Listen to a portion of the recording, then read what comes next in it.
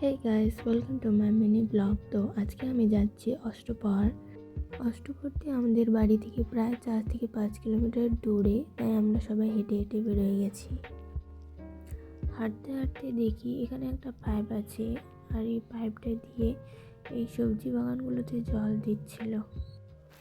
রাস্তাটা কাঁচা হতে পারে কিন্তু সুন্দর। দেখো চারিদিক কত শান্ত, গরুগুলো এখানে ঘাস খাচ্ছে, আর হাওয়া বইছিল হালকা হালকা। রৌদ্র ছিল তার জন্য অত হাওয়াটা ঠান্ডা করেনি। শীতকাল, তাই এই গাছগুলোতে একটাও পাতা নেই। তোমরা ওই যে দূরে দেখতে পাচ্ছ গাছগুলো, ওখানেই যাচ্ছি আমরা। আমরা অষ্টপ্রহরে পৌঁছে গেছি। অষ্টপ্রহরে বেশি লোক ছিল না, কারণ আমরা তাড়াতাড়ি চলে আসছি। আর তোমাদের সবাইকে দেখে মনে হচ্ছে যে এটা কোনো জঙ্গলে যাচ্ছি আমরা, কিন্তু এটা জঙ্গল না, আমরা এই দিক থেকে যাচ্ছি খিচুড়ি প্রসাদ খেতে। তো আমরা সবাই খেতে বসে গেছি।